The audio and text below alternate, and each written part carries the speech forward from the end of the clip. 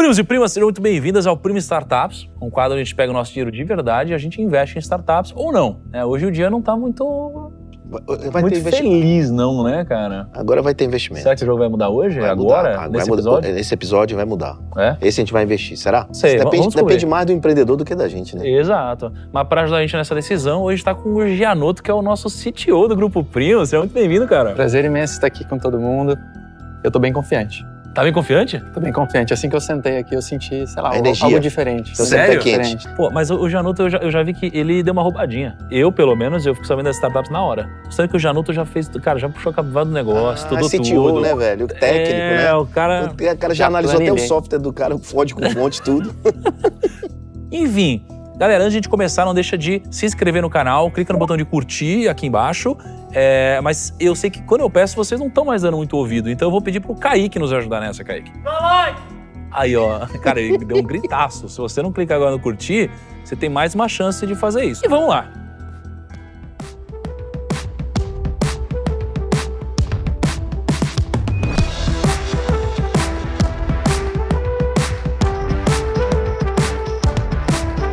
Seja muito bem-vindo, cara.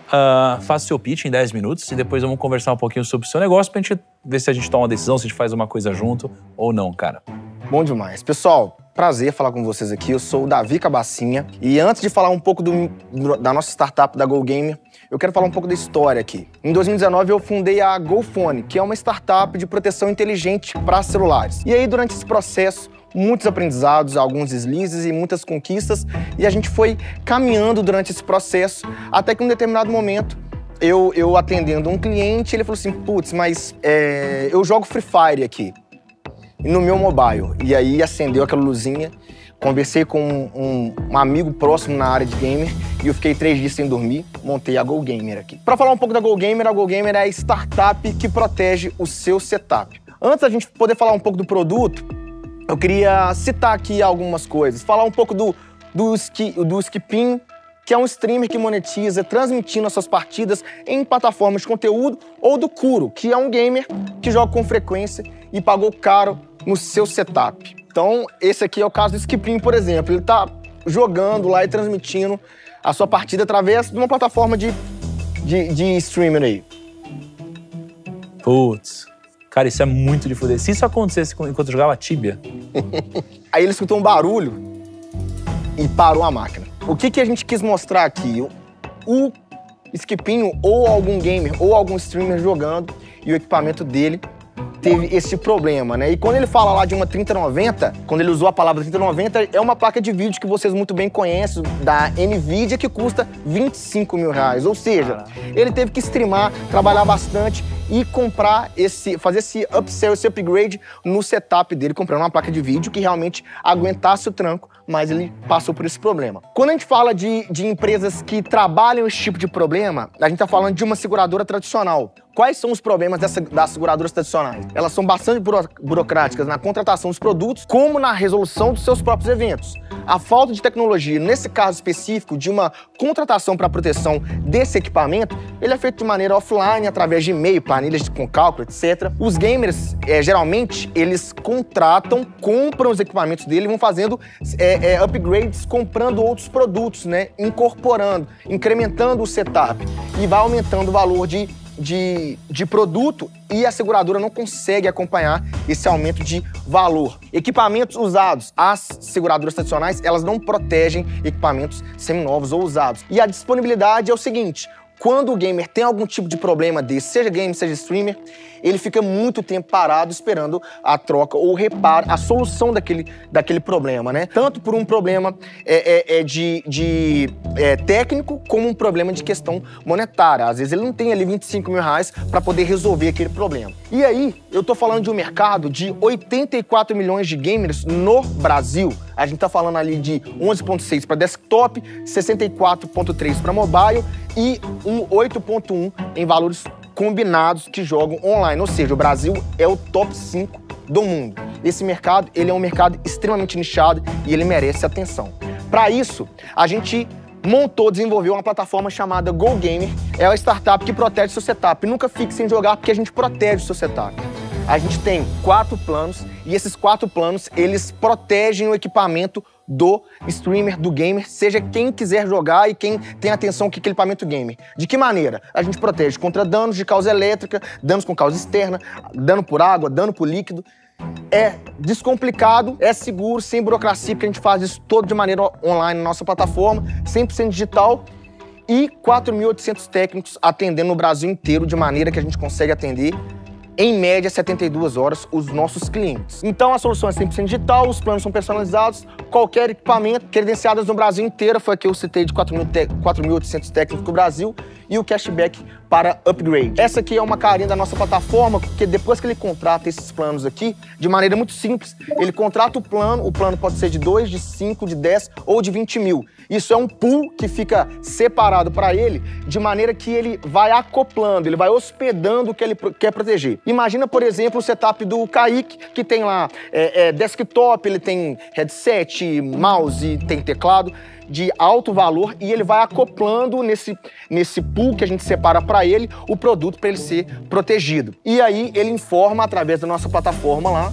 quais são esses produtos, a nota fiscal desses produtos, as quantidades desse produto em relação ao pool que ele já tem protegido. Então, se ele imagina que ele tem um setup que custa 10 mil reais, ele vai chegar lá e vai colocar os produtos, vai hospedar as notas fiscais desses produtos, seja do mouse, ou seja do gabinete inteiro, alguma coisa nesse sentido.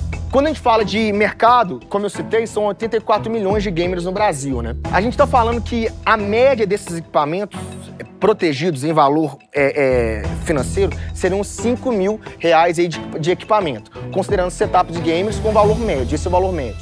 Então a gente está falando de um mercado de 4,2 bi quando a gente fala de TAM, considerando esses equipamentos protegidos com 5 mil. E aí, qual é o nosso modelo de negócio? O que eu pensei, Davi pensou? A gente pegou aqui 35% de um mercado que é considerado seguro, que tem acessibilidade, que as pessoas entendem como seguro, 35%.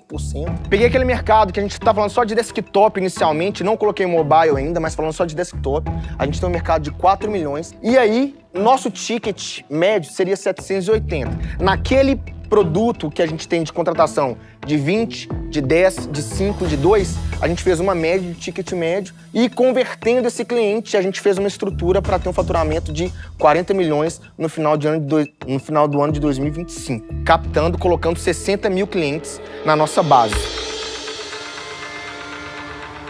Tem uma seguradora plugada em você? Não, ainda não. Na verdade, por isso que eu uso a palavra proteção. A gente é uma assistência hoje. Eu tenho dois modelos caminhando, tá, João?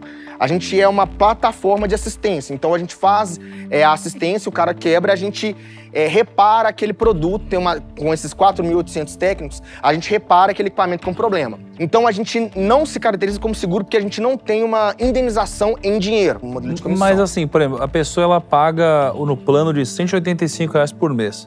Vai dar um pouco mais de 2 mil por ano. Isso, na proteção de 20 mil reais. Isso. Aí quebrou uma placa dela de 25 mil.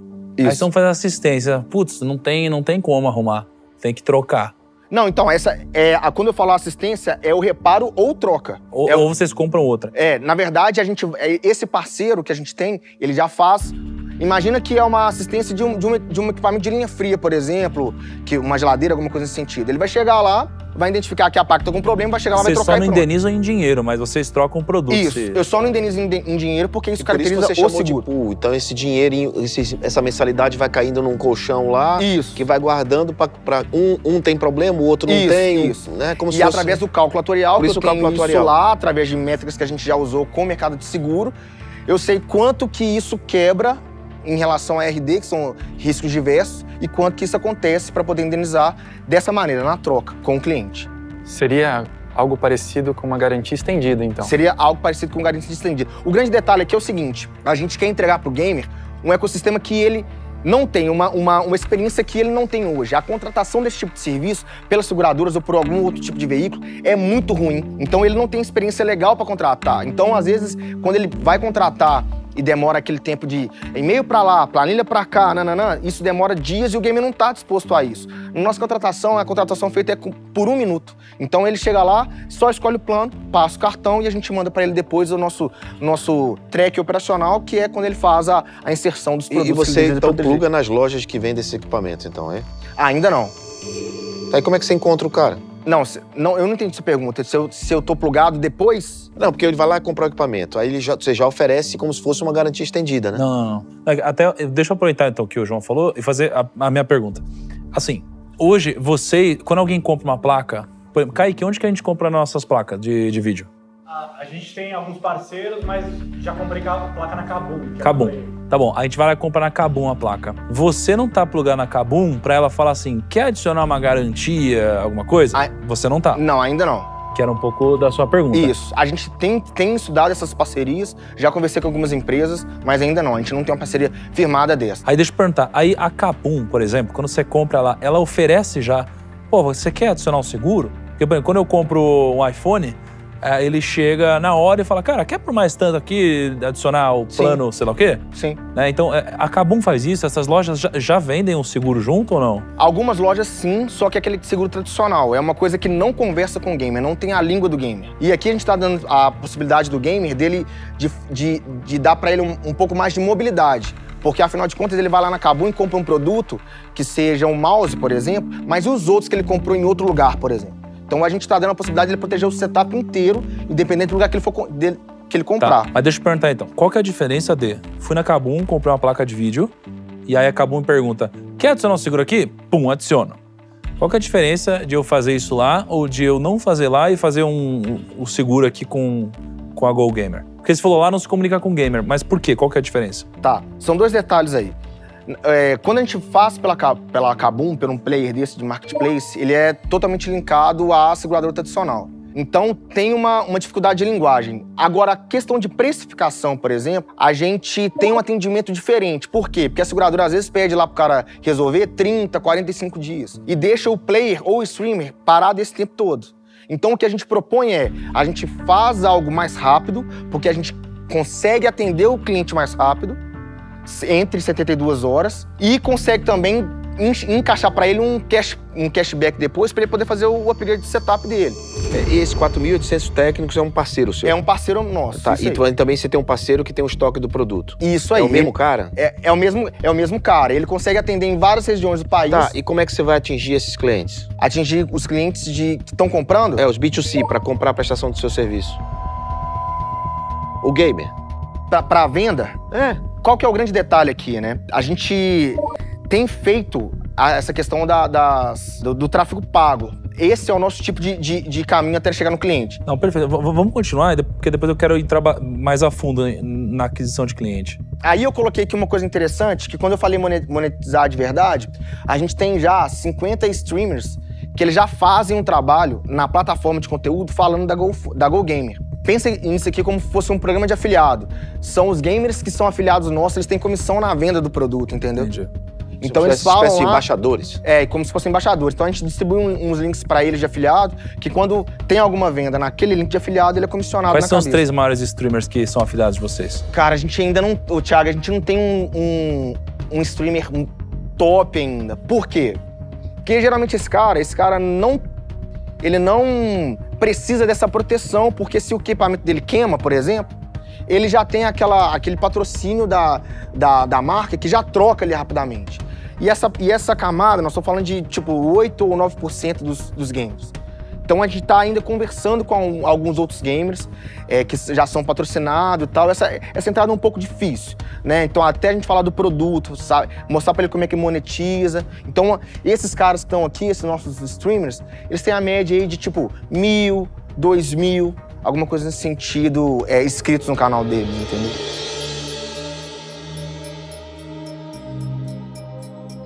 Hoje, a Go Gamer, ela tem 100% comigo. Na estrutura que a gente tem, pensando o CAC, quando fala de mercado de seguros e que eu já tenho de GoFone, por exemplo, que a gente aplica, o CAC gira em torno de 150 Você já tem reais. do que você falou? De GoFone? De GoFone, Empresa anterior dele. Ele falou isso, eu não peguei ou... Ele falou da Go. É uma empresa anterior. É porque o lance é o seguinte. Eu fundei a GoFone e a GoFone continua, tá funcionando normal. É isso que eu ia perguntar, e ela tal. continua então? Não, continua normal. A gente protege celulares no Brasil inteiro. O que aconteceu foi que eu tive uma outra ideia de Go Gamer, e aí eu entendi o Oceano Azul e falei assim, cara, eu preciso ser muito rápido e estratégico nesse mercado, porque tem um Oceano Azul aqui e ainda ninguém olhou pra isso. Mas aí, então, esses dados são da GoFone? Ou são de mercado de seguros? Mercado seguros. E da GoFone? Da GoFone gira em torno de uns 80 por aí. E o LTV? Agora, de GoFone? GoFone são 11, 12 meses. Nesse caso específico aqui, eu coloquei 24 meses. Porque é o número que traz a seguradora para RDs, que são equipamentos diversos. Então aí eu coloquei o CAC de 150, o LTV de 1.560, porque são 2 vezes os 780, o ticket médio por ano lá. Você faz contrato anual? Contrato anual. E aí, esse seria a estrutura que a gente teria. Uma contratação, um CAC de 150, um LTV de 1.560. Na estrutura que eu pensei lá nos números que a gente levantou, eu imaginei que com 600 mil aqui de primo, que seriam 200 em cash, 400 em mídia, seria 10% da Go Gamer. E talvez, na estrutura que eu imagino, é lógico que esse é um número projetado, o nosso CAC diminuiria para R$21 para adquirir esses clientes. E entregaria para a gente uma ARR de 15 milhões no ano de 2022, fazendo 20 mil vendas. Quanto que vai ser o ARR 2021? Vocês já venderam? Vendi 5. 5 seguros? 5 seguros, 5 proteções. Quanto tempo o negócio tá de pé? 2 meses. Tem sinistralidade nesses 5? Não, nenhum. A sinistralidade aqui funciona como? A gente separa 22,5% do montante para a gente poder separar como sinistro para fazer a cobertura desses equipamentos que são quebrados. Essa é a estrutura de mercado. Cara, eu tenho uma preocupação. Você falou que o SLA são 3 dias. SLA de atendimento? Isso. Legal. Média. Cara, 3 eu tenho 3 fatores aqui, são técnicos que afetam muito, trazem risco para o teu negócio. Estamos vivendo no Brasil uma alta de dólar. A gente está vivendo um problema mundial, global de, falta de semicondutores. Então a gente está tentando comprar storage para nossa empresa, para armazenar mais vídeos, HDs, etc. Os prazos só vão lá para frente, né? E o terceiro é que, por mais que você tenha um parceiro e você trate mais como uma garantia estendida, o teu business está envelopado como um seguro. Então, pensando nessa linha financeira do dólar, e toda a sua análise ali de risco sobre a ótica financeira, mais hardware, como você... E dado que os equipamentos são diversos, né, cara? Então tem milhares e milhares de placas e tal. Como que você resolve isso? Entendo que parte disso está atrelado ao seu parceiro, que a gente não falou muito dele, né? Como que você gerencia esses 3 fatores do risco? Tá. Vamos falar primeiro da precificação. Isso realmente acontece. É algo que a gente não pode mensurar e nem controlar. O caso do dólar, por exemplo, está atrelado a vários sentidos, né? Várias coisas, né? Não só a questão da falta de um equipamento ou da falta de um produto semicondutor, como questão política. Não deveria ser um preço dinâmico, então? Então, aí nesse caso específico é o seguinte, o que é interessante a gente falar é que o que está protegido é um valor. Então, a partir do momento que o cara chega lá e coloca aquela nota fiscal lá, por exemplo, para a proteção dele, a gente está protegendo um valor. Então, na hora que ele abre um evento, esse nosso parceiro, ele determina o valor de atendimento e vai fazer a correção, o reparo, em cima daquele valor de atendimento. Então, o que é variável é o atendimento do parceiro. Então, se por acaso ele tiver alguma quebra, e essa quebra tiver atrelado, dólar, etc, e tal, o preço subir ou descer, o que está fixo aqui é o valor de proteção. Então, pode acontecer que em janeiro você consertou uma placa de vídeo, você fez uma proteção de 20 mil, e em janeiro você consertou essa placa por 10 mil, em dezembro, quando você fez um outro plano e chamou de novo, essa placa estava 19. Não, então, mas o parceiro vai entregar, mesmo que a placa esteja 19, ele vai entregar? O parceiro ele vai entregar da mesma maneira. Mas o parceiro não vai ser onerado nisso? Na verdade, esse cálculo, João, tipo... essa variação, ela tá um pouco embutida no risco. Tá embutida um pouco no custo do produto. Você tá supondo isso é um contrato que você tem com o parceiro? Não, eu tenho um contrato com um parceiro de atendimento. Isso tá definido no contrato? Tá definido. Então tudo bem. Tá definido. Só que o que eu quero dizer é o seguinte, isso pode aumentar ou diminuir minha margem. Isso tá no custo do produto. Né? Porque a partir do momento que o cara vai fazer o atendimento lá, eu não posso também repassar para ele. Então, teoricamente, ou eu posso atender a pessoa tendo um produto ali, tá embutido no custo, quanto que eu tô atendendo ele, ou o custo pode ser menor ou maior. O que você acha, Cabrito? Cara, eu tenho uma dúvida, assim, que não é nem tanto com a Go Games. Cara, você tem a GoFone, uma startup, você é um cara conhecido, um empreendedor popular, você tem, putz, um monte de gente te segue, você é um cara que todo mundo conhece no mercado como cabacinha, né? Por que você não trouxe a GoFone? Um negócio com 5 clientes, assim, difícil de mensurar, sem validação. Onde é que... Eu tô aqui pensando que você com a GoFone, assim, tudo pra trazer aqui pra gente, um negócio validado, estruturado. Por quê? Kepler, eu vou te falar. Qual que foi a minha decisão aqui? Eu confesso que eu perdi algumas outras de sono em relação a isso. Eu comecei a GoFone em 2019. Nesse período, a gente foi acelerado pelo BTG, pelo BlackRock, a gente teve um investimento agora pelo Google. Só que, nesses 2 anos de aprendizado, apareceram diversos players na proteção, no seguro, na proteção para celulares. E esses players, eles potencializaram muito rápido. Então, além do número, eles também cresceram muito rápido. Então, eu entendi que o produto GoFone, ele seria um produto mais do mesmo e ele não teria um crescimento tão legal quanto a GoGamer. Porque a GoGamer a gente está falando de um oceano azul, de uma oportunidade que está aqui na nossa cara e a gente não está vendo. No caso da GoFone, eu pensei assim, cara, vou levar lá um negócio, mas esse negócio não tem tanta chance de escalar igual a GoGamer, na minha visão. Cara, eu já tive algumas experiências de começar um negócio que fazia sentido, onde a ideia era boa, mas sem a pessoa certa para tocar o negócio. E o que eu vejo aqui é que você tem um braço muito bacana, onde você já tem um resultado fazendo algo parecido no mercado de telefone, pelo que eu entendi, né, de celulares, mas eu acho que falta uma conexão com o mundo gamer aqui. Né? Essa junção é o que tornaria esse negócio explosivo. É o que jogaria o CAC para baixo, né? E eu olhando para isso, me parece uma coisa promissora. Mas, ao mesmo tempo, eu acho que está num momento muito frágil. Por quê? Porque a gente tem 5 clientes, né? Então, não foi algo que foi validado ainda, né? De nenhuma forma. E aí, poxa, quando eu te pergunto dos 50 embaixadores, putz, não tem nenhum embaixador que é relevante mesmo, né? Aí, quando você mostra o CAC, putz, é um CAC que também... Não sei se eu consigo ver muito sentido nisso, nesse CAC, na LTV, né? Então, assim, eu acho complicado eu entrar num negócio desse, porque não sei o quanto eu conseguiria agregar, né? Porque esse negócio teria que ser validado antes, né? Para depois a gente acelerar, né?